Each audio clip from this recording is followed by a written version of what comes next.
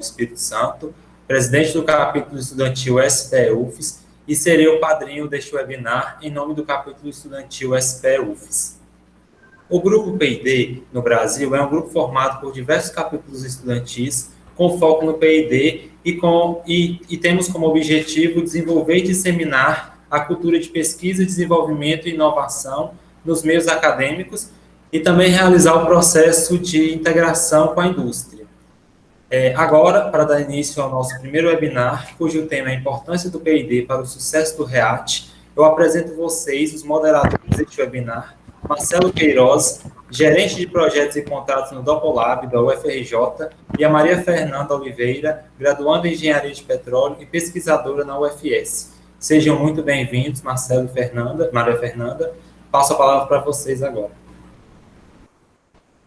Bom, boa noite, pessoal. Como já foi dito, eu me chamo Maria Fernanda Oliveira, sou estudante de Engenharia de Petróleo na Universidade Federal de Sergipe e pesquisadora na área de inovações tecnológicas voltada para o setor de óleo e gás, também dentro da universidade. Gostaria de apresentar a vocês o primeiro palestrante da noite, o Márcio Félix, formado em Engenharia Eletrônica pela Universidade de Brasília, com especialização em Engenharia de Petróleo pela Universidade Petrobras. O Márcio, ele é o atual CEO da ENP Energy Platform e vice-presidente executivo da Unip. Trabalhou por 36 anos na Petrobras, como gerente executivo, e foi secretário de Desenvolvimento Econômico do Estado do Espírito Santo, e atuou como secretário de Petróleo, Gás e Biocombustíveis no Ministério de Minas e Energia em 2016. Seja muito bem-vindo, senhor Márcio, é um prazer tê-lo aqui.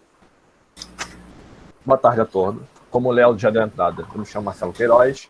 Atualmente eu trabalho no Laboratório de Pesquisa da UFRJ, ou do Dopolab, e vou estar agora apresentando a Cristiane Formosinho. Bom, a Cristiane é formada em Engenharia Civil pela Universidade Federal da Bahia, com especialização em Engenharia de Petróleo pela Universidade Petrobras. Ela também é mestre em Administração pela Universidade Federal da Bahia. A Cristiane é atual diretora de Tecnologia e Inovação da ENP Energy Platform. Trabalhou por 37 anos na Petrobras, onde iniciou em 1983 como engenheiro de reservatório em campos onshore da Bacia de Recôncavo, na Bahia. Assumiu diversas posições gerenciais até nesta unidade, até os dias de hoje, e aí foi com isso crescendo também. Bom, e por fim, nós temos o último palestrante, que é o Lucas Mota, formado em Engenharia de Petróleo pela Universidade Federal de Campina Grande, com graduação sanduíche nos Estados Unidos. O Lucas, ele atuou como gerente de projetos na ENP Energy Platform e foi o presidente do capítulo estudantil da SPE, o FCG, entre 2016 e 2018, atuando como na secretaria e atuou na Secretaria de Petróleo, Gás e Biocombustível no Ministério de Minas e Energia, onde coordenou o programa de revitalização das atividades de exploração e produção de petróleo e gás nas áreas terrestres, o emblemático REAT, que será o tema de hoje. Bom, dando agora abertura às perguntas, para poder auxiliar nas discussões dos palestrantes a respeito desse bate-papo, gostaria de iniciar com uma questão que foi até levantada no nosso marketing, por assim dizer. Que vocês comentassem um pouquinho sobre o que é o REAT, explicar para o público aqui o que é o REAT e qual o seu panorama geral em relação às oportunidades geradas com esse programa. Dando a abertura da palavra ao Márcio Félix e, consecutivamente, aos outros palestrantes. Bom, obrigado, Marcelo, obrigado, Maria Fernanda, obrigado, Léo, obrigado a todos e todas. É uma alegria estar aqui com vocês, mais falar do REAT. O REAT é uma manifestação, vou dizer, quase da cultura brasileira. Então, o nome REAT, ele pode estar associado à reação, a coisa, mas reatar é juntar, reunir, integrar. E essa sigla foi criada, foi formulada na Bahia, berço da indústria do petróleo onshore no país.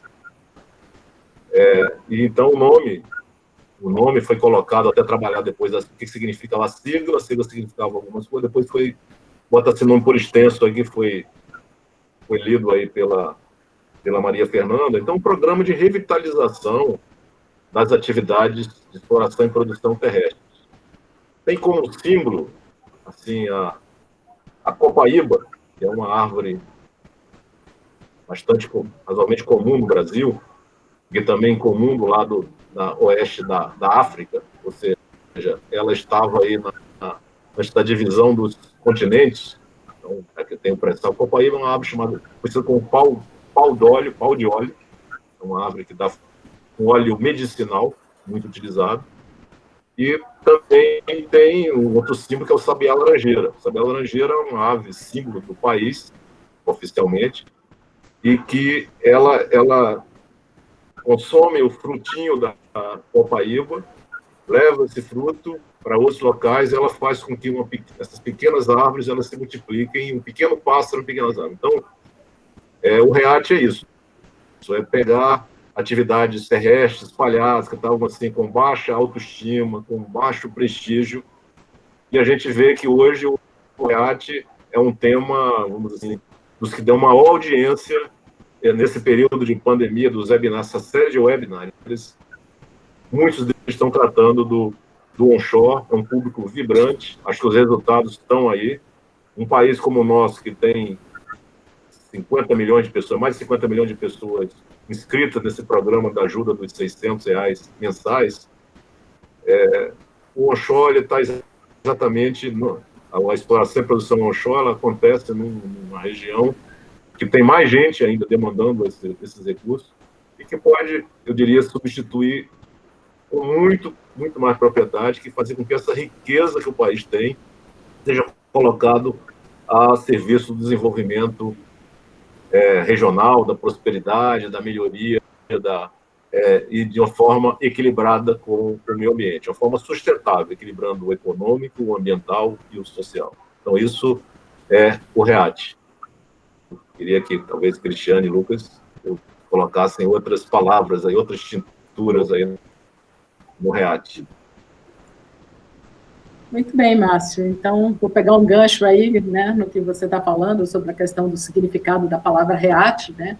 A gente tem sempre na cabeça o REAT com a revitalização, mas eu estava aqui pensando quando você estava falando, né? Então, nós estamos também reatando o nosso passado com o nosso futuro, porque a gente tem, com esse programa, a visão de reatar o desenvolvimento da indústria onshore brasileira, de recriar esse onshore brasileiro, onde tudo começou, né? Nossa indústria começou 80 anos atrás, no onshore brasileiro, especificamente na Bahia, tenho a honra de ser baiana, né? Então, começou lá na minha terra, e durante 30 anos foi desenvolvido lá, e a partir da guinada que houve, né, no desenvolvimento para o mar, para o offshore, e vindo depois de Bacia de Campos, Espírito Santo, offshore, pré-sal. Então, eu diria que o onshore foi perdendo um pouco de terreno. Então, o REAT, ele vem nesse sentido, ele vem reatar, a gente vai olhar para trás, entende, aprende, né, com o passado, mas construir o futuro, né, trazendo coisas novas, o alicerce do passado nos levando para um futuro de desenvolvimento da indústria onshore.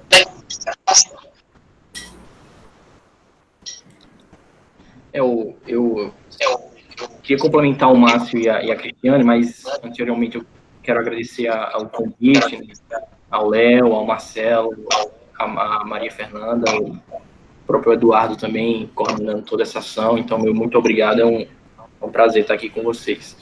Então, o REAT, ele é tudo isso que o Márcio e a Cristiane pautou e mais um pouco, né?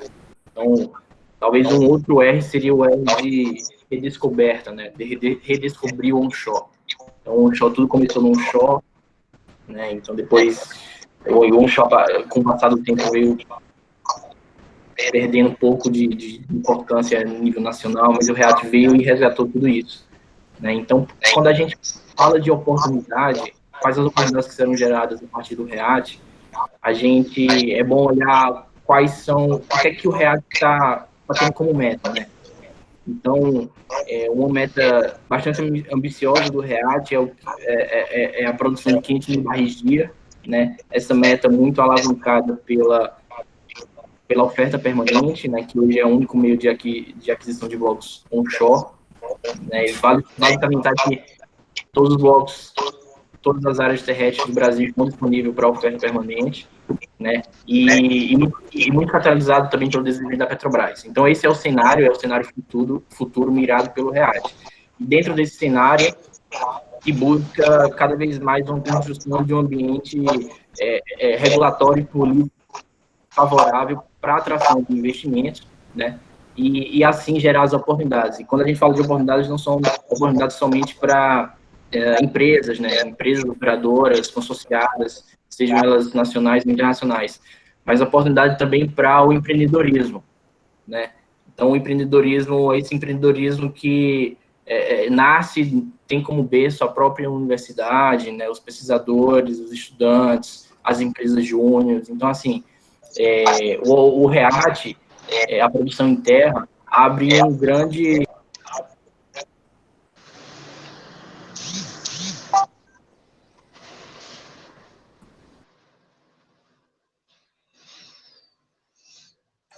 Lucas, sumiu o seu som, hein? Lucas, seu som. Oi. Seu som. Pessoal, estão me ouvindo agora? Tá, pode seguir. Tá, então, só concluindo, de fato, essa grande oportunidade que o REAT traz, além de várias outras oportunidades, que de fato essa oportunidade do empreendedorismo, né, dentro desse ambiente que a gente está discutindo aqui hoje, né, esse ambiente universitário, esse ambiente de pesquisa, enfim, eu acho que, para mim, é uma das grandes oportunidades que o REAT traz.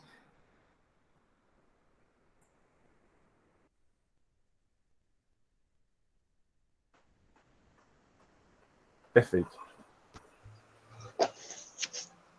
Maria Fernanda, para conduzir a próxima pergunta. Bom, boa noite, pessoal. Seguindo os questionamentos, né, reunião de grupo, nós ficamos em dúvida de como aí, né, que a pesquisa de desenvolvimento e inovação poderá contribuir com a maximização do sucesso do REAT. Eu abro o questionamento inicialmente ao Lucas, e podemos fazer a sequência: Lucas, Cristiane e Márcio, e depois invertendo. Tá, obrigado. Lucas, só um instantinho, antes de você iniciar, peço a todos que, por favor, desliguem os microfones, porque está dando microfonia. Obrigado. Pode seguir, Lucas, desculpa. Obrigado, Fernando, obrigado, Pedro. Eu acho que é uma pergunta bem pertinente. Como o PDI pode maximizar, né, o REAT? Se a gente for olhar especificamente para os objetivos específicos do REAT, você vai ter revitalização das atividades, fomento e aproveitamento de recursos não convencionais, estimular o desenvolvimento e aumento do fator de recuperação. Então, se você olhar para esses temas, são temas que são muito potencializados com o uso do PDI, né? Então, assim, o que o PDI pode maximizar o REAT definitivamente está intrínseco à potencialização desses objetivos estratégicos, né?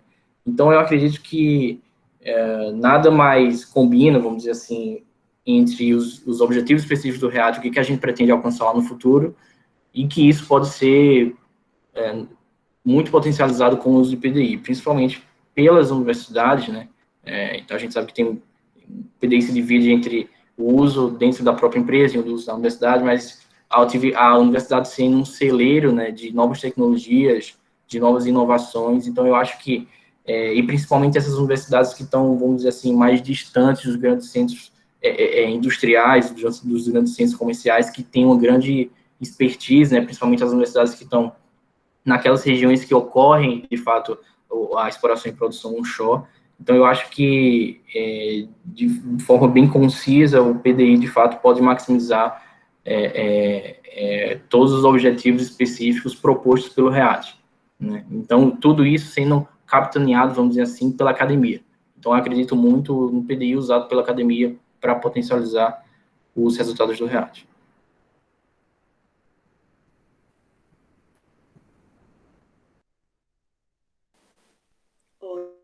Ótimo. Passo a palavra para a Cristiane, por favor. Ok, obrigada, Fernanda. Bem, quando a gente está falando aqui, né, dos objetivos do REAT, que a gente está falando que temos como um grande objetivo a retomada do onshore, que é que a gente pensa? A gente está falando em aumentar a atratividade, aumentar valor econômico para possibilitar o desenvolvimento dessa indústria. Então, quando a gente está falando em aumentar valor econômico, a gente está falando basicamente em aumentar, digamos assim, o prêmio, no sentido do aumento de recuperação, identificação de novos volumes, de novas reservas, ou mexer no outro pilar dessa história, que é a redução de custos e aumento de eficiência, né? Então, como fazer isso? Vamos fazer isso fazendo mais do mesmo? Vamos fazer isso de que forma? Temos que fazer isso pensando de uma forma diferente. Então, a gente tem que trazer novas ideias, novos conceitos, para conseguir realmente resultados diferentes. E para que a gente tenha esses resultados diferentes, então eu entendo que a gente vem muito fortemente, precisa muito fortemente de uma visão tecnológica, e aí a gente começa a falar de tecnologia, de pesquisa e desenvolvimento, mas a gente tem que ter em mente que a gente está falando de resultados de curto prazo, a gente precisa de receita rápida, a gente precisa fazer a máquina rodar muito rapidamente, porque muitas e muitas vezes vão ser negócios menores que não têm um tempo muito longo. E aí eu acho que entra fortemente a questão da inovação, do pensar diferente, do mudança de cultura, do trabalhar de uma forma diferente. E quando eu falo de você trazer escala na versão de você inovar em termos de processos, em forma de trabalho, em forma de estruturação de negócios. Nós estamos falando de uma pulverização muito grande no onshore, a gente está falando de nossas bacias sedimentares têm uma área imensa, a gente, mesmo do que a gente já tem descoberto, tem uma pulverização muito grande de campos. A quem trabalhou na área onshore sabe como essa questão geográfica, distância, logística, né, a conexão das coisas pode, né, tornar o negócio muito complicado. Então, eu vejo que, fortemente, uma visão de integração de todos os atores nessa história, dos operadores, de toda a cadeia, dos fornecedores, e aí, juntando isso com uma visão forte de tecnologia, cidade que tem um background tão grande. O Brasil é forte, sim, em tecnologia, pesquisa e desenvolvimento, mas não é tão forte em inovação.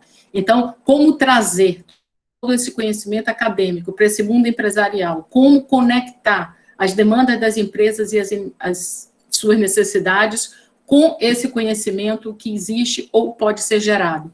Então, acho que aí vem fortemente a questão da inovação, a questão da articulação e da conexão, da sinergia com todo esse mundo, e vejo fortemente a participação estudantil. A gente está falando com vocês, a gente está vendo aí uma nova geração surgindo, cheia de vontade, cheia de força, cheia de conhecimento, cheia de ideias, e que, certamente, juntando todos esses esforços, a gente pode, sim, trazer um PDI muito forte a esse REAT e a essa visão de renovação da indústria. É um show. Bem, muito obrigada.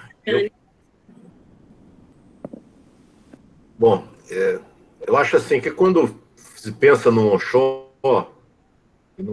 aí desses tradicional aí desses últimos tempos, esse novo onshore, ele está muito focado na revitalização de campos maduros. Mas as bacias sedimentares ocupam uma área gigantesca. O pré-sal, não é nem todo o pré-sal, mas o polígono pré-sal tem 150 mil quilômetros quadrados. A gente tem, sei lá, mais de 5 milhões de quilômetros quadrados de bacias sedimentares terrestres. Então, temos uma matéria-prima, uma coisa muito grande. Eu, falando com um geólogo, amigo nosso, trabalha com a gente aqui, o Fernando Taboada, eu disse assim: Taboada, isso eu já disse há uns anos atrás, não foi agora não, eu disse há uns 4, 5 anos atrás. Taboada, vai pensando aí que nós, no futuro, nós vamos trabalhar no onshore, nada de pré-sal, esquece isso aí. Agora, é o seguinte, me diga, vá pensando aonde tem um bicho grande lá, onde tem um campo parrudo. Aí ele falou: Márcio, quando você vai numa fazenda, você vai chegar lá e perguntar se tem um super boi de, sei lá, de 20 mil arrobas, que vai ser um gigante, ou você vai olhar aquele cercado bonito com 5 mil cabeças de gado. Falou: isso é o onshore. Então, o onshore Se a gente identifica ali onde está 1, 2, 3, a gente vai identificar aquela manada, enfim, aquela boiada, o que for, qual o coletivo mais adequado e como que a gente vai encontrar isso aí. Então, essa é uma mudança de perspectiva. A nossa empresa, a NP, olha também a exploração, não é só o campo maduro. O campo maduro é importante. O Brasil tem fatores de recuperação muito baixos comparado com a média mundial, em terra mais baixo ainda, então tem muito espaço. Mas se a gente não realimentar isso, não vai esgotar, são poucas oportunidades. Então tem muito mais oportunidades. E ao olhar, a gente está olhando algumas áreas, a gente começa a ver poços perfurados. Tem uma área que tem um poço perfurado em 1973, com óleo de leve. E esse poço nunca foi testado, nunca foi produzido, porque em 1973, antes do primeiro choque de petróleo, não valia nada o petróleo, valia $1 o barril na época. Então, aquilo ali não valia grande coisa. E ficou esquecido. Então, como esse, tem vários e vários tesouros que estão esquecidos. Tem o conhecimento das pessoas, que algumas estão aqui, que foi acumulado. O petróleo não é uma questão só, precisa de dinheiro, mas precisa de conhecimento. E o conhecimento se adquire em décadas. A gente pode até acelerar o processo. Acho que a inovação agora, com essas tecnologias todas, vamos dizer, da chamada indústria 4.0, drone, inteligência artificial, internet das coisas, big data, machine learning, enfim, tudo isso que a gente pode juntar e com o conhecimento geológico de como que a gente enxerga essas oportunidades. Agora, não adianta também a gente olhar tudo isso da maneira tradicional. Vou pegar um óleo, vou mandar para uma refinaria para produzir diesel e gasolina, vou mandar o gás para queimar ali em alguma indústria. Então, hoje, a gente está vivendo uma transição energética acelerada. Grandes empresas estão dando declarações contundentes nesses dias. Hoje foi a Shell, que vai reduzir em 40% a atividade de EIP. Há uns dias atrás, a BP anunciou aí uma redução. As empresas estão anunciando uma redução porque estão com um complexo, a minha interpretação, estão um certo complexo de culpa, porque o petróleo é um negócio... Então, assim, o petróleo ele tem vários usos, tipo fertilizante, remédios, enfim, até cosméticos, enfim, uma série de usos que são valorizados pela sociedade. E o que hoje a sociedade condena, reclama, é a questão no transporte, o uso massivo no transporte. A Europa tem carros de passeio a diesel, coisa que o Brasil não tem, nunca teve.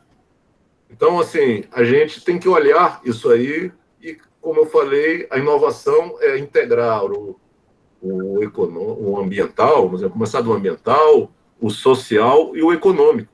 A gente não pode ter uma população na miséria em cima de uma riqueza que a gente pode... de uma riqueza que está dispersa, que está... A gente fala muito de geração distribuída na energia, mas no onshore ela está distribuída. Permite que qualquer um de nós possa ter uma empresa ligada à área de petróleo, seja uma empresa de exploração e produção, seja uma empresa de prestação de serviço. Então, permite, com essas tecnologias agora desse período de transição aqui pandêmico, eu acho que houve uma aproximação muito grande. A gente está trabalhando também com um sistema de geodigital, empresa que é integrar as informações. Dependendo da área que você olha um mapa de uma forma. Quem é de ferrovia vai olhar as ferrovias, quem é de energia elétrica vai olhar a linha de transmissão, cada um vai olhar, e o mapa tem todas as informações e não tem vamos dizer assim, um mapa que integre e a gente olhar também a subsuperfície.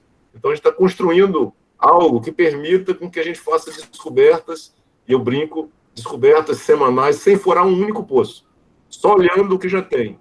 Com as informações de subsuperfície, trabalhar, integrar isso aí. Então, a inovação é fundamental, associada, que antes era P&D, desenvolvimento, a inovação é algo novo, e a gente acha que inovação, às vezes, é pesquisa e desenvolvimento. Inovação é, talvez, fazer o que depois que a gente faz, todo mundo acha que era óbvio, mas que antes ninguém fazia. Então, com baixo custo, com grande retorno, com benefício para a sociedade. Então, isso que a gente está procurando fazer, e assim a gente vê a inovação, seja de trazer gente de gerações diferentes, pessoas de regiões diferentes do país, para dar uma diversidade. Então, aqui eu vi que a Diana Nesca, lá da fronteira do Brasil com o Uruguai, lá, que está trabalhando conosco, nossa primeira trainee.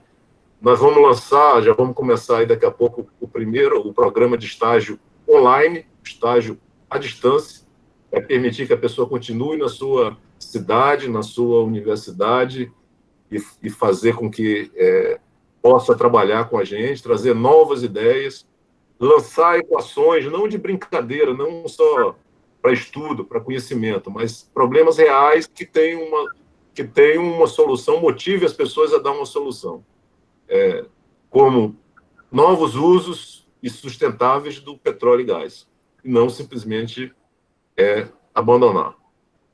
Então, eu vejo que com essa reatração de grandes empresas de petróleo, notadamente as europeias, porque se for olhar na China não acontece isso, nos Estados Unidos não acontece isso, nem no Canadá também não acontece, nem na África, nem, enfim, em outros países da Ásia que não a China, Indonésia. Mas então, assim, a nossa cultura é muito baseada na europeia, muito influenciada, acho que a gente tem que levar em conta isso, e o Brasil tem que ter um modelo. E esse modelo é uma inovação que esses webinários aqui, como o de hoje, certamente estão trazendo contribuições.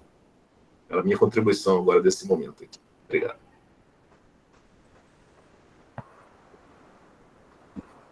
A inovação, ela não só está interligada em algo 100% do novo, né? Nós podemos fazer a melhoria de algum processo, ou de algum produto, ou até mesmo de alguma gestão, né, ou de algum setor dentro da empresa, para que assim seja gerado, de fato, o novo que ainda não foi pensado por outra pessoa. E não partindo exatamente do zero, né? E creio que seja isso que esteja faltando mesmo, para poder que a inovação seja colocada em prática de fato. Perfeito. Excelente colocação, Maria Fernanda. Só para poder lembrar também o pessoal que está participando, que vocês podem enviar perguntas aos palestrantes pelo chat. Então, aproveite a oportunidade, vamos tentar aumentar essa interação aí, porque assim que a gente fechar aqui, a gente vai abrir para pergunta. Passando agora para a próxima enquete, com o REAT, é possível que se tenha mudanças na subdivisão das verbas obrigatórias do PDI? Abra a palavra aí para a Cristiane começar.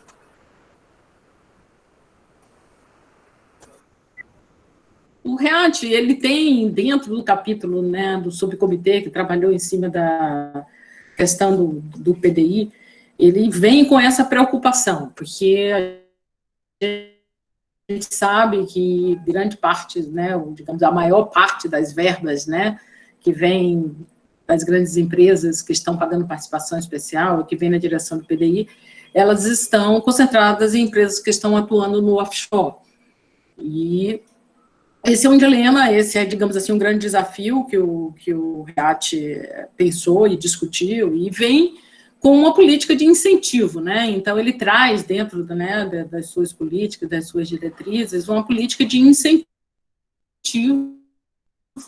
para que, respeitando a autonomia das empresas, respeitando a sua visão estratégica, as suas demandas e suas necessidades, né, elas sejam incentivadas a buscar investir no onshore, que é aquele ponto em que se estimula que para cada real investido, né, em atividade onshore, isso equivale a 1,5 e reduz a sua participação. O grande X dessa questão é como fazer efetivamente que essas empresas que estão atuando no ambiente onshore tenham, de fato, esse interesse em aplicar no onshore. E aí vem a questão dos temas, né, dos temas críticos, dos temas que foram elencados e que trazem uma visão de temas que podem, sim, ter sinergias. Então, assim, o grande segredo, na minha visão, é tentar buscar essa sinergia entre estratégias dessas grandes empresas, com temas que possam servir tanto para atividade onshore ou offshore, Num primeiro momento, isso pode parecer muito complicado, mas à medida que a gente vai mergulhando no mundo do EIP, a gente percebe que existem muitos temas que podem, sim, ser trabalhados e desenvolvidos no onshore e aplicados no offshore, até porque, para você desenvolver algumas coisas no onshore, você faz isso a custos muito menores, né? No passado, eu já vi isso acontecer, muita atividade que foi se pensada para o offshore brasileiro, em algum momento foi testado em campos onshore na Bahia, seja em métodos de recuperação, seja em métodos ligados a CO2, seja métodos ligados a processos. Então, existem oportunidades, sim, que podem ser identificadas, que tragam sinergia e conexão, né, de processos onshore para ser aplicado no onshore. O grande X dessa questão é realmente se perceber, se identificar essas áreas, conseguir, né, vender essas ideias e levar isso para as grandes empresas. Um outro ponto é que hoje, como a gente tem muitas empresas multinacionais atuando no onshore, elas podem não ter, no offshore, desculpe, podem não ter uma estratégia onshore brasileira, mas elas podem ter atuação em outros países que faça sentido para elas também desenvolver alguma coisa no onshore brasileiro e aplicar em outro lugar. Então, assim, o REACT, eu diria que ele se preocupou com isso, ele traz uma política de incentivo, buscando, digamos assim, respeitar a autonomia das empresas, né, não ser uma coisa mais intervencionista, não faz digamos assim, uma alocação direta das verbas, mas ele já busca promover e já tem essa preocupação. Vai caber a nós, que estamos atuando aí no mercado, sermos capazes, né, de pensar, identificar e conseguir fazer com que essas sinergias sejam percebidas, e nós, eu falei operadores, mas aí eu acho que também trazendo a visão das universidades, né, centros de pesquisas, o pessoal que está atuando na outra ponta, né, particularmente nós que eu falo a ANP, temos feito algumas conversas nesse sentido, buscando, né, identificar áreas de atuação, projetos de pesquisa que possam, né, trazer essa sinergia, essa conexão, e eu acredito que esse é um caminho, é uma possibilidade. Perfeito, perfeito. Eu peço agora ao Lucas que possa complementar. Na mesma linha da Cristiane, né? Então, assim, se a gente pegar o que foi produzido pelo REACT, principalmente no comitê, né, nesse subcomitê, desculpa, do PDI, ele não propõe, de fato, uma mudança nessa subdivisão, né, dos recursos obrigatórios. Então, o que foi pensado à época, tendo como base esse contexto, né, que a Cristiane bem pautou, né, na qual as empresas que detentoras dessa cláusula, da verba da cláusula, são empresas offshore. Então, como é que eu vou motivar essas empresas que detêm essa cláusula, que estão no offshore, para investir no onshore? Então, não somente foi pensada a questão do estímulo, né, de uma política pública de estímulo de PDI, né, na qual se funcionaria na questão da porcentagem adicional de abatimento. Então, foi pensado também um conjunto de medidas, de ferramentas, para que a gente pudesse realmente estimular e atrair essas empresas. Então, foi listado, na verdade, os temas prioritários de interesse nacional no onshore. Então, se você, de fato, esse relatório está disponível no site do Ministério da Energia, então é um documento público, são temas que foram listados dentro do subcomitê dos mais variados segmentos, né, exploração, produção, tecnologia, enfim, temas que englobam toda a cadeia de valor das atividades de EIP do onshore. Então, esses temas foram ditos como prioritários de interesse nacional, e a ideia é que as empresas tenham um chamado fast track, né, dentro desses temas. Então, o que é que seria isso, né? Projetos submetidos dentro desse tema ganhariam maior agilidade no processo de autorização perante a agência reguladora, né? Isso foi muito motivado pelo que ocorreu no passado em relação a um incidente de aparecimento de óleo nas praias, principalmente do Nordeste, né? Então, naquele tempo foi montado também um fast track de temas prioritários, né, que tinham maior agilidade no processo para essa temática vinculada à aparição de óleo naquele tempo. Então, a ideia foi trazer isso para o onshore também, né? Que o onshore tem esse fast track dentro dos temas prioritários. E, junto disso também, foi proposto, né, por esse comitê, a questão do selo REAT, na qual tem como objetivo identificar, né, e fomentar os projetos dentro das instituições, né, as chamadas ICTs, né, Instituições de Ciência e Tecnologia. Então, essas instituições, né, esses pesquisadores, esses centros de pesquisas, que têm um projeto que se enquadre dentro desses temas, a proposta é que eles recebam esse selo REAT e sejam acompanhados e sejam temas carimbados como de interesse nacional, e assim possam entrar nessa lista também de fast track. Então, o que foi pensado vai muito além também da questão de estimular o PDI por meio de política pública, né, de percentual adicional. Então, sendo bem pragmático mesmo, na minha visão, eu acredito, e tendo como base esse relatório que foi produzido pelo comitê, que não vai ocorrer mudanças nessa subdivisão obrigatória do PDI, né, mas, assim, estimular nessas empresas, né, que são offshore, que investam no onshore, mas, assim, por mecanismos de estimulação, não impositivos e mandatórios. Então, eu acredito que essa é a minha leitura, e eu acredito que isso é que vai ser desenvolvido, enfim, daqui para frente, dentro do programa do REAT. Perfeito. Márcio Félix, algo a complementar? Assim, eu gostaria de dizer que, vamos dizer, a gente tem que pensar na inovação dentro da inovação. A gente querer replicar o modelo que foi usado no offshore para a terra, enfim, tem lá suas limitações. Até porque esse modelo de participação especial para concessão, dentro do pré-sal, partilha, então já tem outro tipo de encaminhamento. Então, eu penso em duas coisas. Assim, a gente tem que ter bons projetos. E tem dois bons projetos, duas famílias de bons projetos que não foram mencionados aqui ainda. Uma é os reservatórios não convencionais. Não estou falando de cheio, gas, mas tem tight gas, tem muitas oportunidades sem precisar fazer uma operação massiva de fraturamento, de aquela campanha, aquele verdadeiro exército que tem nos Estados Unidos.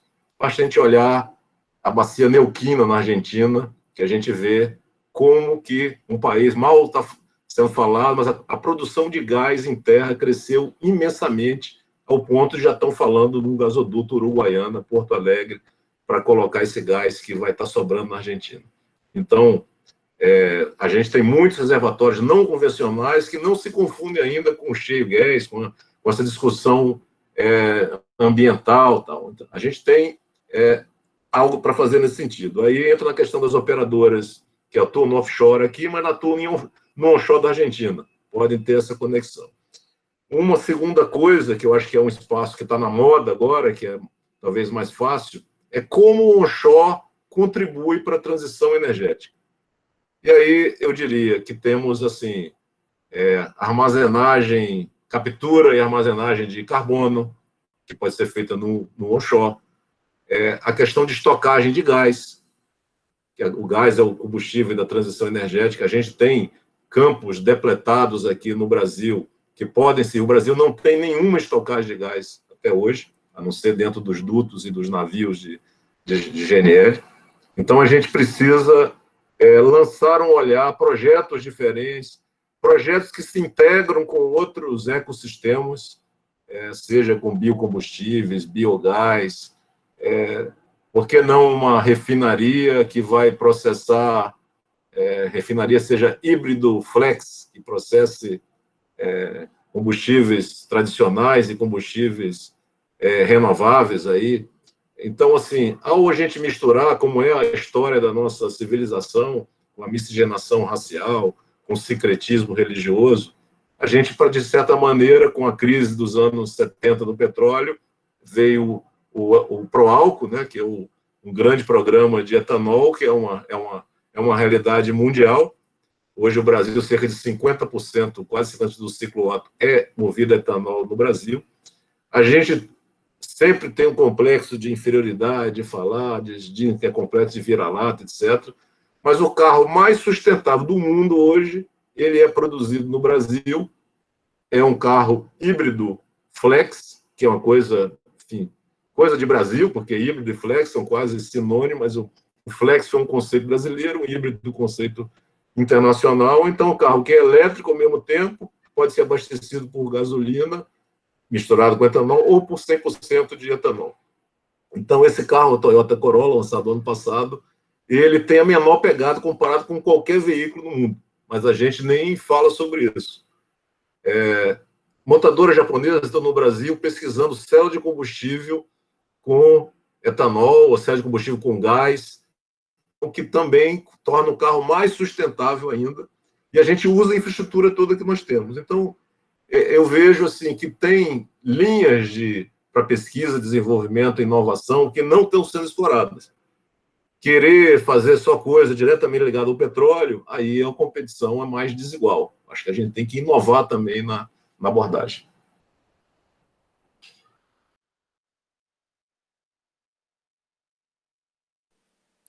Ótimo, Márcio, obrigada. Seguindo os questionamentos, né, como o PDI vinculado ao REAT poderá contribuir para as soluções dos gargalos nas pequenas e médias empresas no cenário onshore? Passo a palavra para a Cristiane.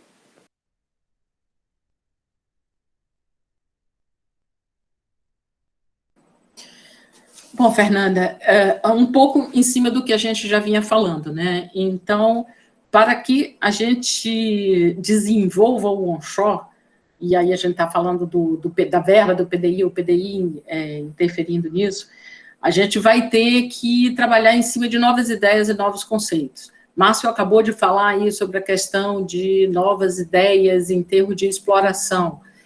A gente tem uma, digamos assim, uma área imensa, um percentual imenso de nossas bacias não exploradas. Então, a gente tem a necessidade, né, de trazer maior conhecimento nessa direção.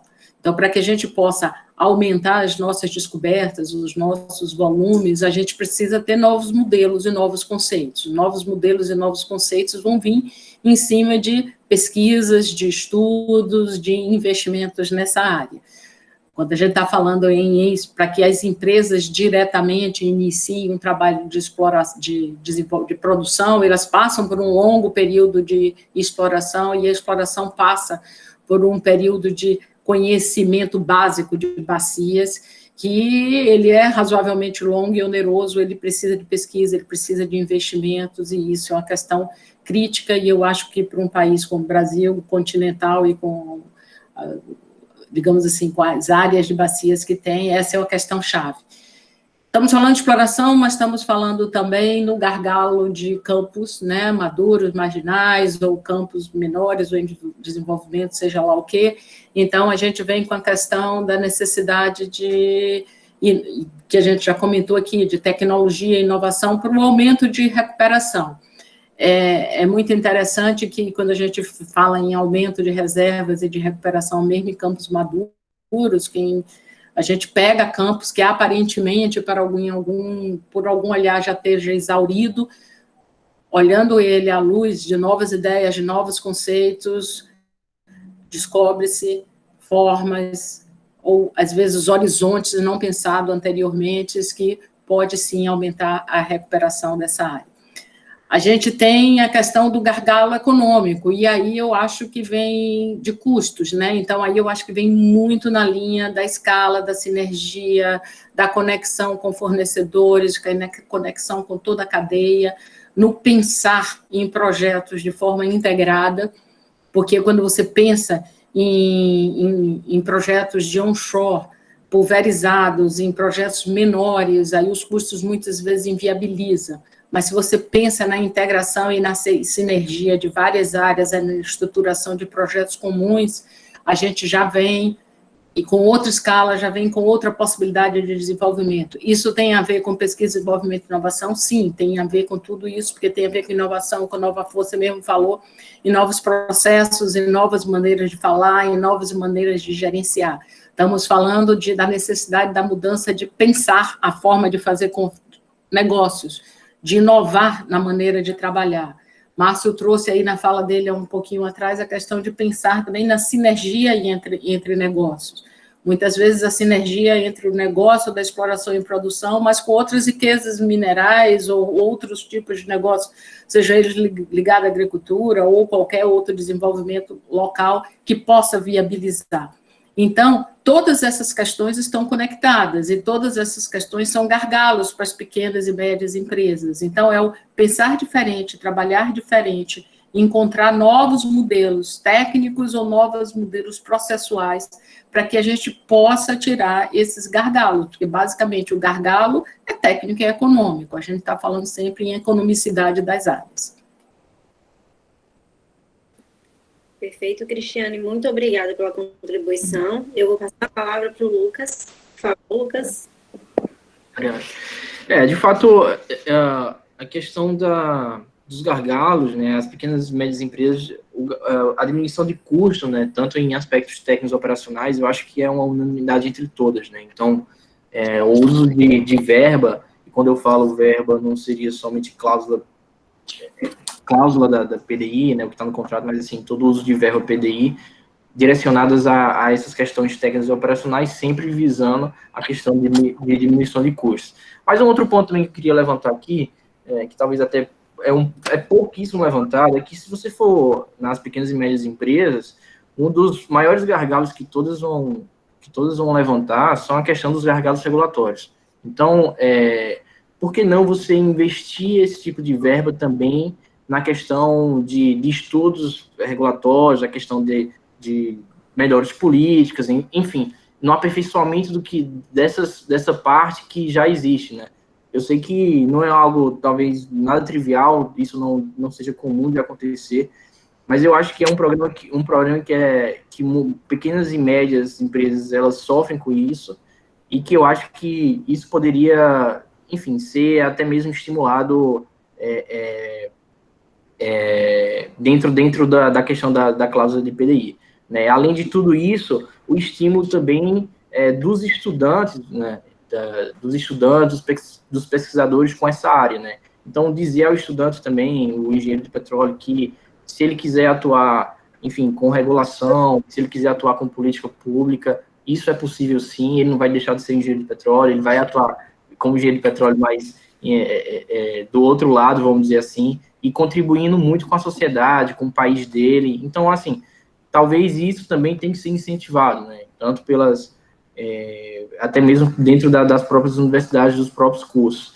Então, eu acho que, além dessa pegada mais técnica, operacional, do uso da cláusula para redução de custo, eu acredito que as cláusulas poderiam também ser incentivadas para a questão de resolução de problemas, vamos dizer assim, os programas regulatórios, né, que tanto possam ajudar, que talvez até ajudem ainda mais, né, o onshore, o desenvolvimento, a questão de ver os projetos de forma integrada, né, como é que isso tudo pode existir de uma forma harmônica, de uma forma legal, de uma forma possível. Então, assim, eu acredito que isso possa vir a ser incentivado, e principalmente dentro das universidades.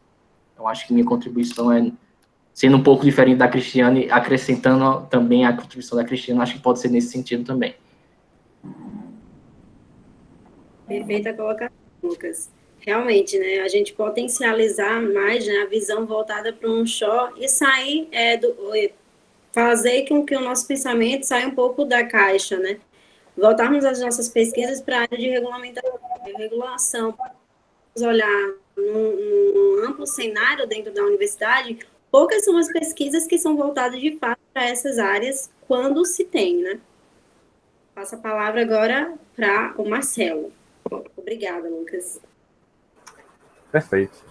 Dando seguimento agora a esses questionamentos, vamos agora tentar ser um pouco mais breves, só por causa da gente conciliar o tempo. Quais vocês acreditam que são os principais pilares capazes de permitir que o REACT seja um verdadeiro sucesso? Começa com o Márcio Félix e assim sucessivamente. Bem, tem lá uns pilares oficiais, mas assim, um pilar é ter potencial. Não existe potencial. Potencial é desconhecido. E não pode ser revelado no modelo tradicional. Querer que a ANP vá fazer sísmica no Brasil inteiro furar poços, estratigrado, depois dizer vai demorar 20 anos, 50 anos para fazer isso, não vai ter dinheiro e acabou o petróleo, acabou a era do petróleo. Então, a gente tem que ter uma outra abordagem. Então, esse é um pilar. Tem matéria-prima esperando por aí. Do outro lado, nós temos profissionais altamente capacitados, experientes, com grande conhecimento, pessoal maduro, os profissionais campos maduros, e tem os profissionais jovens, com seus professores, com sua infraestrutura que foi montada com verbas de P&D, muita dela da participação especial, de laboratórios espetaculares, cursos de formação, o programa de recurso humano da ANP, então capacitou muita gente. Então a gente precisa juntar essas coisas e encontrar também verbas não PDI, por que não uma pesquisa dessa fazer um marketplace, chamar assim, das diversas fontes de receita? A empresa X tem um programa de startup, a Petrobras lançou não sei o quê, o outro lançou não sei o quê. Isso está meio perdido, enfim, claro, todo mundo acessa, mas não tem uma maneira estruturada de olhar e dizer assim, peraí, quais são os projetos, quais são as iniciativas chamadas assim, fractais para que transforme o mundo? Você tem que fazer uma acupuntura no processo. Não adianta você querer tratar tudo, resolver tudo. Quais os pontos que você vai atacar? Então, a nossa empresa aqui escolheu fazer uma coisa, mexer, provocar o sistema, não dos campos maduros somente, mas especialmente da exploração. E como a gente vai fazer uma exploração com pouco recurso, com pouco tempo, com limitações, oferta permanente. E a oferta permanente hoje é o Brasil inteiro, mas a gente só vê um mapinha do que está oferecido. A gente não vê as bacias. Primeira coisa, tinha que ter um mapa das bacias, onde estão as fronteiras das bacias. A gente fica olhando só onde o mapa que tem área ofertada. Vamos olhar a bacia como um todo. Isso me chamaram a atenção. Vamos lançar um olhar, se pudesse, de uma determinada bacia, deixar os dados totalmente públicos, o dado da ANP, que você tem que comprar, tem que assinar um contrato de confidencialidade. Se a gente pudesse chegar, universidade, aqui tem várias, aqui, universidade A, B, C, olha, vocês têm um trabalho aqui para fazer. Aonde tem petróleo aqui? Aonde vocês, ou do aumento do fator de recuperação, ou de novas descobertas, aonde tem aqui? A nossa empresa estaria disposta a chegar assim e fazer, olha, tá bom, vamos fazer um concurso para ver quem dá a melhor solução. A gente não tem nem como julgar, porque a gente não sabe, se a gente soubesse onde está o petróleo, nem fazia o concurso, mas a gente vai acreditar, vai apostar num cenário. E aí, se a gente vai e fura, bom, aí quem fez isso ganha um prêmio, além de ter o conhecimento, ganha um prêmio. E se vai e descobre, tem que ganhar um prêmio maior. Então, acho que promover uma competição olímpica em larga escala vai fazer com que a gente encontre tesouros em vários locais do Brasil, nas diversas bacias, na bacia do Acre, que tem aí o Neiva, aí, que é um entusiasta, que a gente tem que lançar um olhar sobre ela. Então, o Brasil tem riqueza para tudo que é lado, e aonde, às vezes, não se acreditou, é que apareceram coisas maravilhosas. Então, a gente precisa manter essa chama acesa e, claro, produzir isso de uma forma sustentável, como já foi falado aqui, integrando com outras coisas. É um novo momento. E eu acho que a gente tem milhões de pessoas que estariam disponíveis a se dedicar a essa causa. No pré-sal não cabe milhões de pessoas, cabe alguns poucos milhares. Perfeito. Excelente iniciativa para melhorar o engajamento. Tem alguma coisa a complementar, Lucas? Eu concordo com o Márcio também. Eu acho que o nosso potencial ele é pouquíssimo, né, sabido, né? Então a gente tem que, de fato, primeiro conhecer o que a gente tem para depois a gente, enfim, pensar nas coisas mais futuras. Mas sendo também bem pragmático também nessa questão do sucesso, vamos dizer assim, do programa, eu acho que a questão também várias coisas foram deliberadas, né? Então, se você vê o comitê, várias proposições foram feitas, vários subcomitês, foi um grupo que reuniu mais de 10 instituições, mais de 40 pessoas trabalhando de forma direta, enfim, vários encontros nacionais, vários diálogos. Então, a iniciativa privada estava dentro também da construção de tudo isso, de todas essas proposições. Então, acho que tudo isso foi construído com muito diálogo. Então, talvez até uma forma mais pragmática é, de fato, monitorar e implementar tudo que foi reunido ali, que foi discutido. Então, talvez essa questão do monitoramento e implementação de todas aquelas ações que foram deliberadas vai, com certeza, potencializar ainda mais o onshore, vai potencializar ainda mais a questão do REAT, do PDI, enfim, tudo isso eu acho que está tudo junto ali também. Então, eu acho que cada um fazendo, vamos dizer assim, seu papel de casa, sua parte, mas também pensando fora da caixa, né, o que a gente também tem que começar a pensar fora da caixa, não colocar tudo para cima da agência reguladora, tudo para cima do governo, a gente também começar a pensar em soluções alternativas com mais engajamento do mercado também, para resoluções de todos esses problemas, e que essas soluções devem vir da academia, da universidade, né? Então, a gente tem muita gente boa na universidade, tem muito pesquisador, muito estudante, então, acho que a gente tem que incentivar também que essas ideias, né, essas ideias que alavanquem um onshore, que de fato permitam que o REAT seja um sucesso, possam ser construídas fora dessas, enfim, de todo esse, dos tomadores de decisões, mas que possam ser levadas para os tomadores de decisões, que sejam ideias de fato fora da caixa, que possam integrar tudo com a visão mais holística, mais transversal de tudo que está acontecendo no onshore, enfim. Então, eu acho que, de forma pragmática, né, seria por aí, seria nesse sentido. Perfeito, excelentes colocações. A palavra do momento que vai estar mais atrelada a isso é engajamento, né? Quanto melhor a gente melhorar esse engajamento, melhor a gente vai conseguir efetivar e maximizar, potencializar a capacidade do REAT. Cristiane.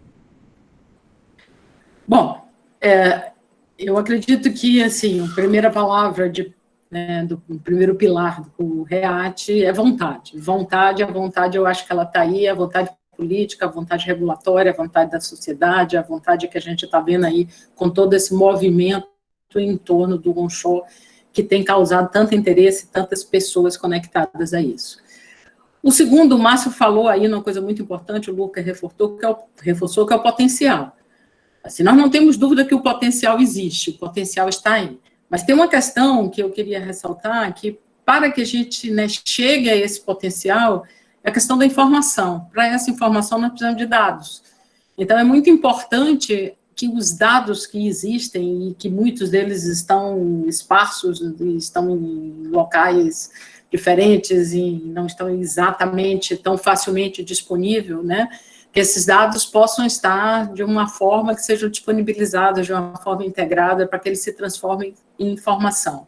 E eu estou falando dos existentes, mas tem aqueles dos não existentes, né? Porque quando a gente fala num grande potencial a partir de novos modelos, de novos conceitos, de novos olhares, a gente também tem que pensar em aquisição de dados.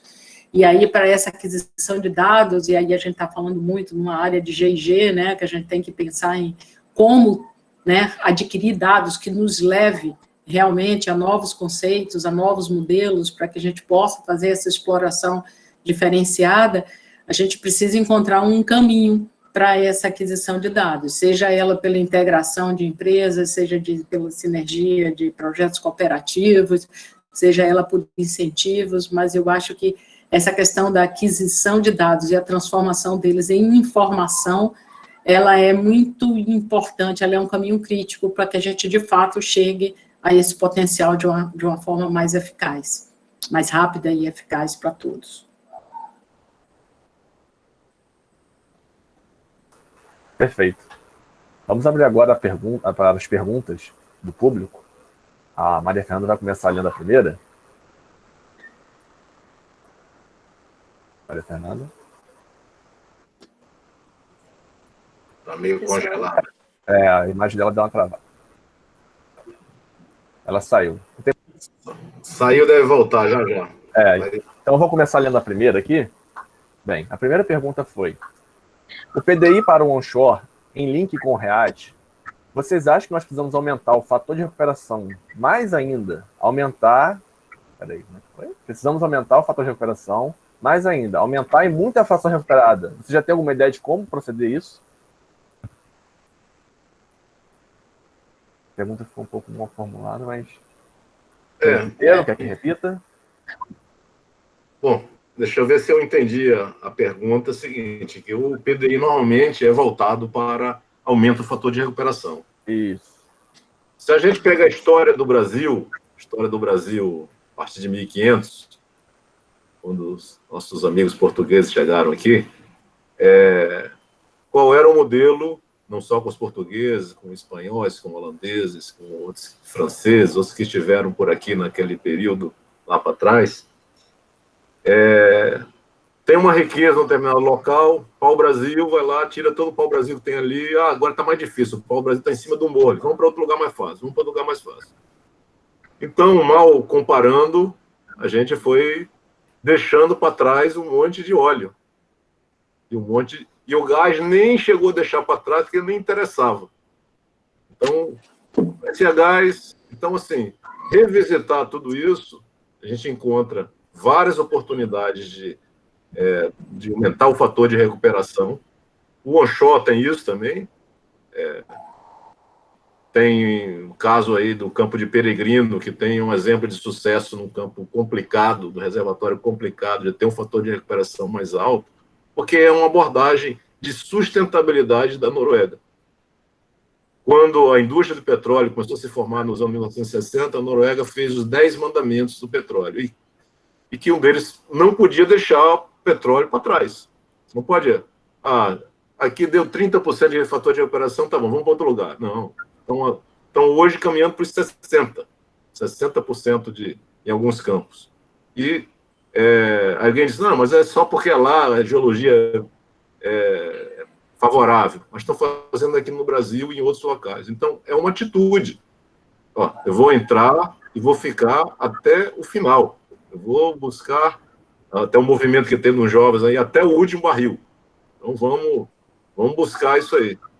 Então, é uma questão de atitude. Como os fatores de recuperação em alguns casos são muito... A média brasileira é bem mais baixa que a mundial, e no onshore, em alguns locais, a média é muito mais baixa ainda do que a brasileira. Então, você faz rapidamente alguma coisa. Mas se ficar só nisso, a gente vai estar limitado. Nosso onshore vai ser um soluço, vai ter um resultado, tal, mas vai ficar muito limitado. Então, tem que abrir frentes exploratórias, tem que descobrir uma nova frente.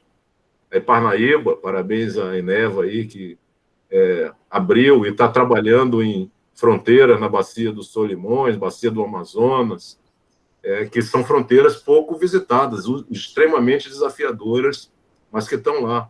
A gente tem fronteira aí com a Bacia do Parecis, a Bacia do Paraná, em Mato Grosso do Sul, para não descer aí até o Brasil, até o extremo sul, que tem muitas oportunidades e que está com um agronegócio muito forte em cima, e que esse óleo e gás produzido, ele vai ter uma sinergia muito grande, vamos dizer, já vai ser coadjuvante de um modelo de agro muito poderoso. Então, a gente precisa olhar isso aí, o fator de recuperação não é simplesmente quanto mais olha, quanto daquele ecossistema você mais traz benefícios para a sociedade de uma forma sustentável.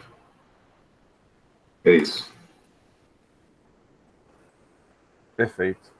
Lucas, Cristiane, querem complementar? Muito bom. Bom, acho que eu tenho um pouco a complementar em relação ao que o Márcio já falou, né? Porque ele já explorou bastante a questão aí. Aumentar a recuperação em campos maduros, existe um potencial, sim. Acho que existe muito trabalho em cima do próprio, digamos assim, conceito convencional, de coisas que ficaram para trás, de coisas que podem ser otimizadas a partir de redução de custos, e também à luz de alguns olhares e de conceitos novos, de visões, né, que tenham avançado no tempo, de como melhorar um pouco essa recuperação a nível de reservatório mesmo. Mas o grande salto não vai vir exatamente daí. Eu concordo com o Márcio que um grande salto de aumento de recuperação das bacias brasileiras passa por exploração. Então, passa realmente por nós detectarmos novas províncias para que a gente possa, de fato, aumentar essa recuperação brasileira.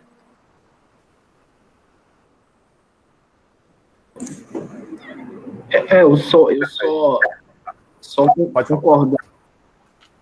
Só concordando de fato com o Márcio e o Cristiano, nada a acrescentar, a gente tem, não tenho dúvidas que o PDI, enfim, o aumento do fator de recuperação é totalmente importante para um show, é algo que a gente está vendo, movimentos que essas novas entrantes estão fazendo, né, principalmente pelo desinvestimento da Petrobras, então, por esses campos aí que restam ainda muito óleo, então você tem vários exemplos de empresas que estão produzindo mais, que vão, de fato, rapar o taxa, né, como a gente fala, mas isso não é para sempre, né? Então, para que de fato a gente atinja todas essas metas e que de fato que a gente possa aproveitar todo o potencial que o onshore tem, a gente precisa de empresas também que exerçam o E, né? O E do EIP, né? Então, empresas de fato exploratórias que venham a desbravar novas fronteiras, como já foi pautado aqui. Então, eu acho que além da questão de aumentar a fator de recuperação em campos maduros, em campos marginais, a gente precisa também de uma atividade intensa exploratória no onshore, para que de fato a gente possa exaurir no sentido, a gente possa aproveitar ao máximo todas as oportunidades que a mãe natureza nos deu. Perfeito. Passo agora para a Maria Fernanda, dê a próxima pergunta. Muito bom, Lucas, obrigada. Obrigada, Marcelo. Márcio, pragmaticamente, qual dos subcomitês você possui maior possibilidade de uso do PDI?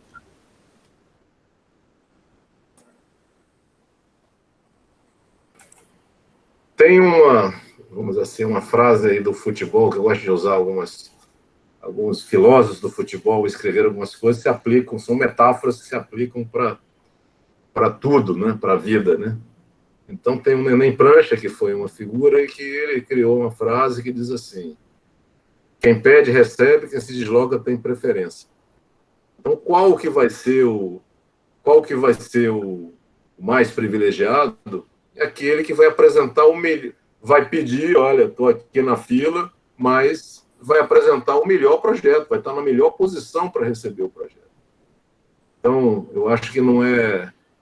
assim, esse modelo de repetir como foi feito o PDI, construiu uma infraestrutura gigantesca.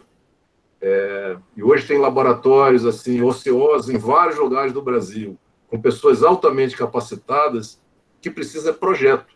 Precisa de projeto que se encaixe naquela realidade.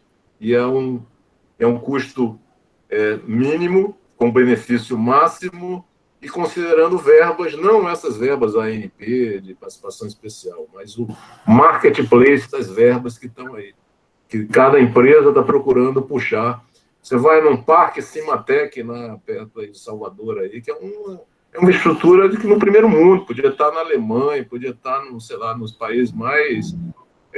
estão aqui no nosso país. E assim, se a gente visita universidades, a gente vê os laboratórios, as pessoas. Então, fui a várias universidades, e umas, às vezes, têm menos condições assim, de infraestrutura, mas com criatividade, com dinamismo, com força, recuperam isso.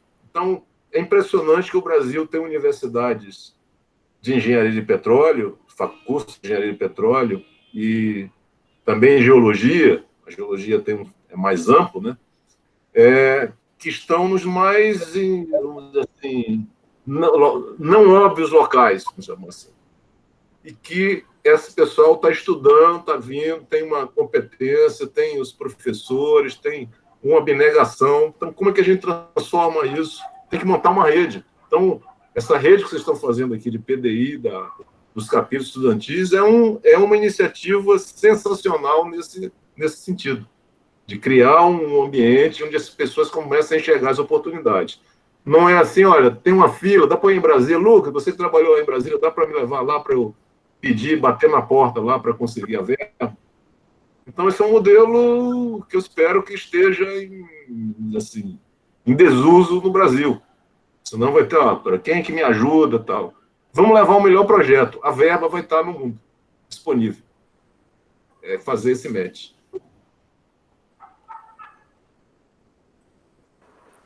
Perfeito. Tem uma pergunta agora direcionada a Cristiane. Tem países com 350 mil postos onshore. O Brasil está na casa dos 11 mil. O que falta para o paliteiro brasileiro decolar, na sua opinião? Bem, a gente já falou aqui um pouquinho, né, de que nós investimos durante 30 anos aqui nesse país no onshore brasileiro, e depois nós fomos direcionados para o mar, e grande parte dos investimentos durante todo esse tempo, eles vão frente para a área marítima, né, e aí eu estou falando de todo o período que a Petrobras esteve atuando. Então, desde a década de 80, que a gente gradativamente foi migrando, e hoje a gente está concentrado muito lá. Então, para decolar, vai precisar de investimento, vai precisar de novos projetos com investimentos, claramente, né? Mas, como a gente já vem falando aqui, precisa de novos modelos, de novas ideias, de novos conceitos, porque dentro do modelo tradicional que está aí hoje, a exploração onshore, ela termina ficando com, sei lá, $25 por barril, em termos de custo de extração, em média, um pouco menos talvez, empresas mais leves estejam fazendo um pouco mais barato, mas num mundo em que o preço de petróleo oscila tanto, que as incertezas são, né, as incertezas de mercado, de consumo e de variação de Brent são grandes, a gente precisa, de fato, encontrar soluções que levem para um custo de extração mais baixo, que tornem, digamos assim, todos os projetos mais resilientes. Porque transformar num paliteiro é um binômio técnico-econômico. A questão de espaçamento de poços, de número de poços, vai depender muito de custo, né? E, claro, o potencial está aí. Então, acho que, assim, essa comparação, ela depende muito do investimento na área de estudos, de conhecimento, tecnologia, pesquisa, exploração, de tudo isso que a gente já falou aqui. E é claro que a gente tem que fazer o paralelo adequado, né, de bacias adequadas, né, assim, a gente passou muito rapidamente aqui na questão do não convencional, que o Márcio comentou.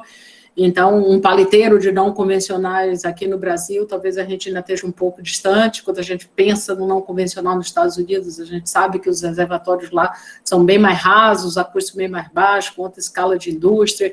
Então, eu não estou nem entrando nessa seara agora do mundo do não convencional, do shale tradicional que transforma isso daí, mas sim no convencional mesmo. E aí a gente vai pensar em outros países como Argentina, como Venezuela, como Colômbia, né? Sem falar em Oriente Médio, né? Vamos falar em países mais do lado de cá. Mas é uma questão mesmo de investimento nessas áreas, e o investimento passa pela redução de custos e pela atratividade dessas áreas.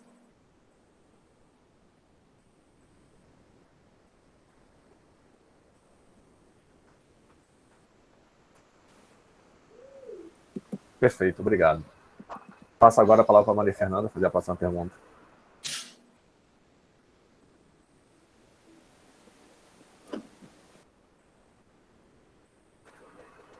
Maria Fernanda. Bom, a próxima pergunta foi direcionada aos 3 palestrantes. Desculpa. Não, tranquilo. Perguntas. Desculpa, vamos. O mercado do óleo e gás onshore é aberto. Por que vocês acham que não há investimentos das grandes majors internacionais com tradição nas bacias terrestres? O que falta? Direcionado para os 3 palestrantes. Deixa eu começar respondendo essa. Assim, o que muito se vê, né, porque você não atrai as grandes majors para o onshore, é a questão muito da escala, né? Então, você tem um onshore que a escala não é compatível com o offshore. Mas, assim, eu vou responder essa pergunta para o outro lado, né? Eu acho que o onshore, o que a gente busca, de fato, no onshore brasileiro, não é que as super majors venham e atuem no onshore. Não, de fato, incentivar a vinda de pequenas e médias empresas, né? A criação de pequenas e médias empresas. Então, se você pegar, por exemplo, você compara aqui o Brasil com Calgary, no Canadá, aqui a gente tem média de 33, por aí, operadores. Você vai em Calgary, é mais de 5 mil empresas. Então, assim, e não são empresas, não são majors, são empresas familiares, são pequenas empresas, são empresas formadas por 2, 3 pessoas. Então, assim, o que a gente precisa, de fato, é que o onshore ele seja povoado por pequenas e médias empresas, porque são empresas que têm um custo operacional menor, né? São empresas que operam em escala menor, são empresas que seu business são operar pequenos campos, com pequenos custos operacionais, com pequenas margens de lucro. Então, assim, o onshore é um negócio para pequenas e médias empresas, né? Assim como o pré-sal, que são grandes volumes, grandes produções, são destinados a empresas maiores, né, que são chamadas a majors. Então, não importa, assim, a nível de desenvolvimento local, regional, geração de empregos, produtividade, não faz distinção se a empresa é pequena, média, se a empresa é grande, é uma major, né? O que, de fato, o que a gente busca, o que o programa busca, o que todo mundo busca com esse engajamento que o REAT, que o onshore desenvolveu em todo o mundo, né? Até porque acho que um dos grandes avanços, vamos dizer assim, do programa REAT foi essa sinergia que foi criada entre vários atores e várias pessoas em prol de um único objetivo. Então, em linhas gerais, de fato, eu acho que o que a gente precisa é atrair essas pequenas e médias para esse ambiente que é mais favorável a elas, que é a questão do onshore.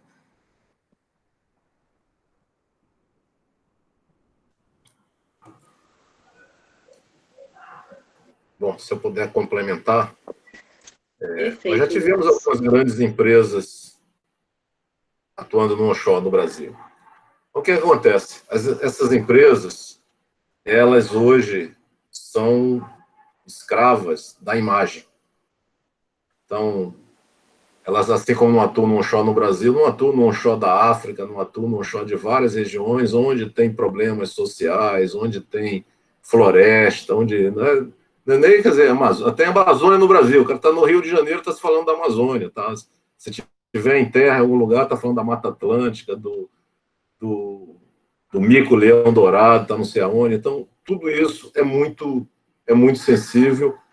Uma empresa grande também atrai muitos interessados, muitos interesseiros, vamos dizer, não interessados, mas interesseiros em pedir coisas, em criar dificuldades para vender facilidades. Então, fica muito difícil para uma empresa grande atuar em coisas, a menos que tivesse uma descoberta gigante e tal, que não é o nosso caso. Então, um modelo, naturalmente, eu acho que é mais sustentável, porque é propício para empresa de pequeno, médio porte, para os padrões da indústria do petróleo, e que tem o olhar ali de alguém que está vendo uma coisa assim muito pequena, uma área muito pequena, e vai poder tirar o máximo daquilo ali da maneira mais sustentável possível. Quando eu falo sustentável, é equilibrando o ambiental, o social e o econômico. É o emprego que está ali do cara que cuida de uma pensão, do trocador, do ônibus, enfim. Então, mexe nesse lado aí de uma maneira muito mais importante, ter mais sensibilidade.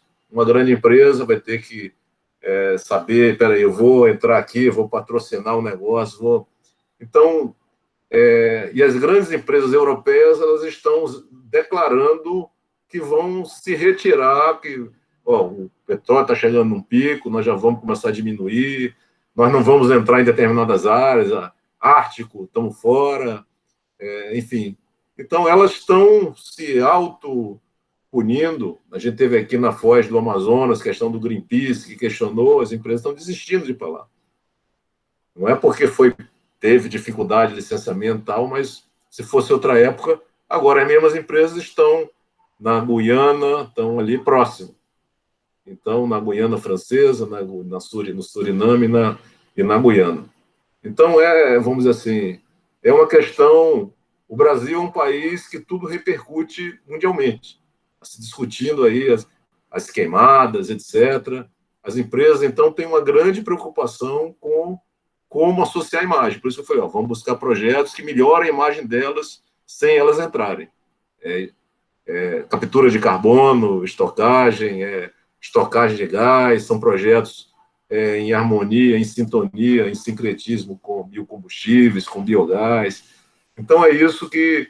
Agora, a gente não tem que ter vergonha, timidez de mostrar o que a gente tem de bom. Nós temos uma matriz energética das mais sustentáveis do mundo. Nossa matriz energética é 4 vezes mais sustentável do que a média da OCDE, dos países mais ricos. E nossa fama não é essa, a gente apanha mais. Então a gente tem que trabalhar nisso aí. Não é porque também faz isso que pode fazer alguma coisa não correta. Mas, assim, a gente não pode esquecer que nós temos 210 milhões de habitantes e com uma boa parte deles vivendo dificuldades no seu dia a dia. Não é uma Noruega que tem 5 milhões e meio de habitantes e com $1 trilhão mais de um fundo soberano de petróleo e que diz que não apoia o petróleo. Então, isso aí, para mim, é um certo paradoxo e que a gente precisa encarar, precisa dizer, tá bom, legal, tal, mas assim, você explora petróleo na Noruega, explora petróleo no Ártico, explora petróleo no Brasil, na África, na Ásia, na Rússia, em não sei quantos lugares. Então tem que ter uma coerência nesse tipo de posição. Eu sei que essas empresas elas vão passar por uma crise, estão passando já por uma crise existencial, mas não é porque o petróleo vai perder importância. Ao elas largarem o petróleo, focarem mais no gás, vai sobrar que a necessidade vai estar aí. Como é que num planeta com 7 bilhões de habitantes, quase 2 bilhões de habitantes não tem nem acesso à energia? Quer dizer, não, você só pode ter acesso à energia XYZ. Tem energia que for possível. Então, o que é pior? Então, acho que a gente tem que... O equilíbrio do mundo está em cima disso aí. É gente, fauna, flora, enfim, o planeta. A gente tem que achar o equilíbrio.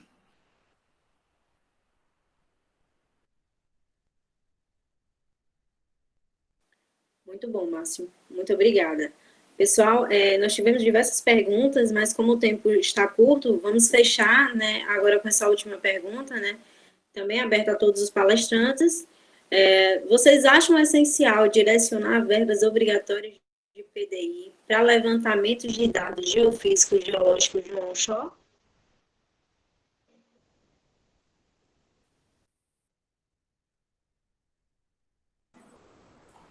Fala aí, Lucas. Podem ficar à vontade. Cristiane, Lucas.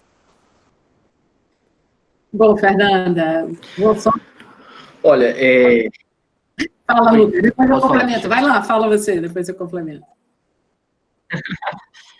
Olha, eu acho o seguinte, de fato, como foi bem pautado aqui nessa reunião, a gente precisa conhecer o nosso potencial.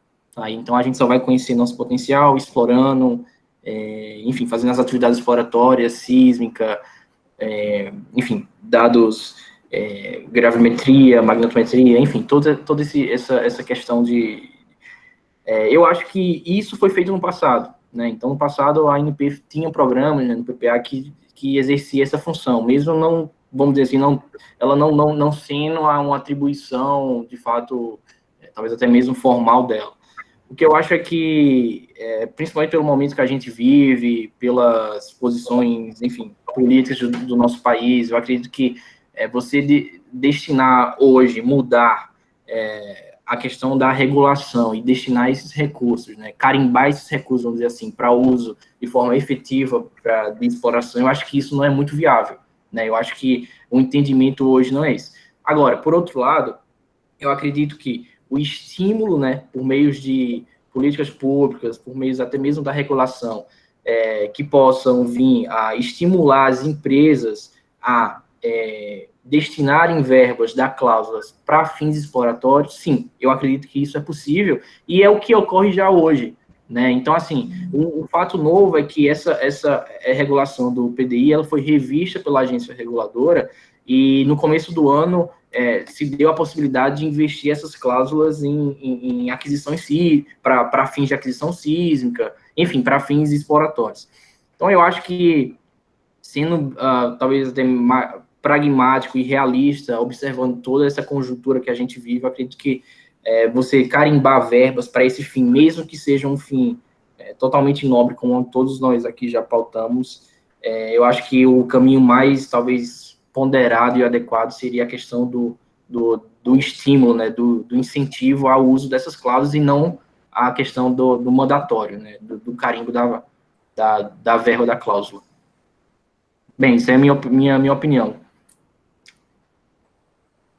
Bom, já que eu comecei a falar ali também, né, Lucas, eu ia ressaltar a minha visão da importância disso, né, a gente reforçou aqui bastante a questão da exploração e do conhecimento, isso não existe sem investimento. Agora, quando a gente dá uma olhada aí no que já está previsto dentro do REACT, a gente vê que a parte da exploração, e principalmente exploração em novas fronteiras e novas bacias, ele foi listado como um dos temas críticos essenciais, né? Ele está ali na relação dos temas críticos, na questão até do fast track, para aprovações e simplificações. Então, eu acho que a grande questão agora é como realmente pensar no como fazer esse estímulo e essa motivação que o Lucas está falando, né?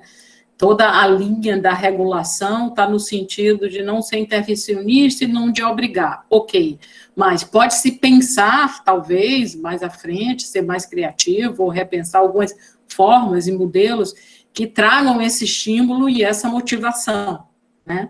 Porque, de fato, a exploração terrestre ela é cara, ela tem risco, um alto risco inerente, principalmente ligado a novas fronteiras e novas bacias, né? Então, descobrir coisas novas a partir de novos modelos, de novos conceitos, exige, sim, um investimento inicial que vai ser significativo. Então, descobrir caminhos para isso, eu acho que ainda tem espaço para se trabalhar nessa linha do se pensar no como, Lucas, do como fazer algo que estimule, motive, que traga, né, essas empresas, né, elas sejam, digamos assim, mobilizadas a fazerem, né, esse investimento. E isso, claro, associado com toda uma visão, associada aí junto à agência e a integração de tudo isso, para que possibilite a maior participação possível de empresas, né. Boa. Um país como o nosso, que está gastando alguns bilhões, centenas de bilhões aí por conta da pandemia, e que não tem esse recurso, então qualquer recurso ele vai ser mais difícil. Não é porque a verba de PDI que vai ter preservado, porque ela está dentro de um bolo geral. Então, assim, eu prefiro não contar com isso. Não contar com coisas que o governo precisa gastar dinheiro, mas com coisas que o governo pode estimular. Então, por exemplo, eu defendo, nesse caso, não é que não tenha dinheiro zero, mas assim, tirando a eventual verba disponível, é que se coloque as áreas mais propícias oferecidas, se coloca as bacias, já que o Brasil inteiro tem uma oferta permanente, mas se coloca alguns blocos. Eu quero que coloque a bacia inteira, ou as bacias que são possíveis, coloque as bacias. E eu vi aí uma história que a bacia do Parecis não pode ser ofertada num leilão, na oferta permanente, porque não tem dados. Agora, se entrar alguém que queira investir por conta e risco nisso aí, por que não? Por que não fazer isso? O que custa dar um prazo para um determinado empreendedor? Isso está debaixo do agronegócio gigantesco, que é ultra poderoso, poderia fazer uns testes, algumas coisas e buscar um resultado, por exemplo. Então, a gente precisa, e outra coisa mais simples, que não custa muito pouco de dinheiro, mas é um custo mental, mudança de modelo mental muito grande, para uma determinada bacia de fronteiras, estou falando em colocar áreas maiores, mas assim, por que não abre os dados para que qualquer pessoa em qualquer lugar do mundo estude isso? Imagina a gente botar todas as universidades estudando a bacia do Parecis, por exemplo, ou a bacia do Acre, já para puxar para o lado, para o meio aqui. Vamos dizer que a gente coloca todo no Acre, vamos encontrar gás no Acre. Eu tenho certeza que vão vir soluções que ninguém pensou antes e que vão conjuntando os dados que estão disponíveis. Não adianta que... Agora, se for fazer tudo isso, vai demorar, como eu falei já antes, 20, 30, 40 anos e vai ter um pedaço. E esse foi o papel da Petrobras na sua história. Eu entrei na Petrobras em 1983, juntamente com a Cristiane, fomos da mesma sala do curso de Engenharia de Petróleo lá em Salvador. Ali, na época, a Petrobras falava, e era meio público, só tinha a Petrobras tinha a atribuição de avaliar o potencial petrolífero nacional. Ali era 10 bilhões de barris. O potencial, acho que é superior a 100 bilhões de barris, se for falar hoje. Então, a Petrobras, com toda a sua força, toda a sua competência e dedicação, ela não foi capaz de fazer isso.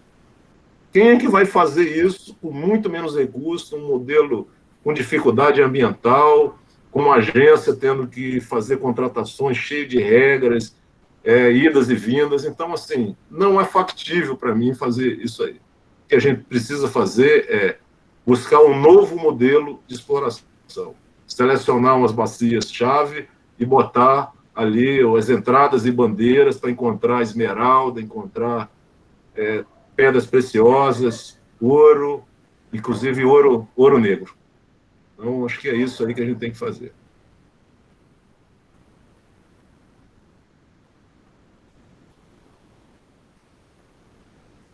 Muito obrigada a todos. Muito obrigada, pessoal. Vou passar a palavra agora para o presidente do capítulo SPE da UFES, Léo.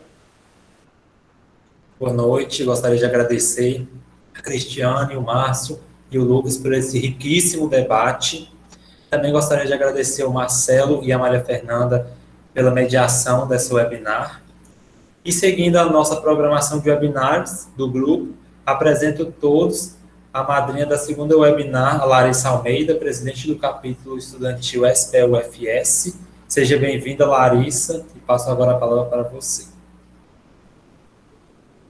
Olá, pessoal, boa tarde a todos.